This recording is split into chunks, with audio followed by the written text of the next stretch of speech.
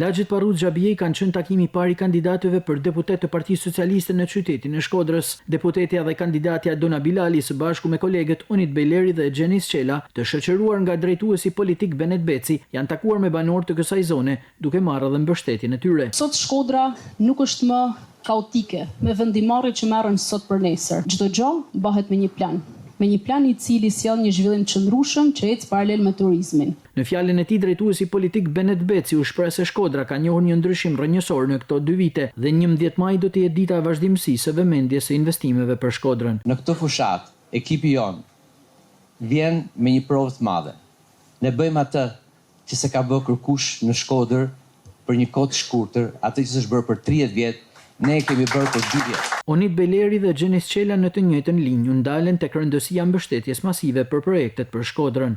Po punohet çdo ditë, po ecim përpara dhe vetëm kjo është mënyra më e mirë për edhe neve me na dhënë zemër, po e sujt për me vazhdu këto punë të mira për qytetin. Vahet shumë qefi që takimet në për lagje i fillojmë në ZZ3, sepse unë kam lind dhe jam rrit në ZZ3. Shkodra në 2 vite është thyrë në kantier pune dhe për kandidatët e Partisë Socialiste gjatë kësaj periudhe është treguar qartë mbështetja e qeverisë shqiptare, jo vetëm për qytetin e Shkodrës, por për të gjithë qarkun Shkodër.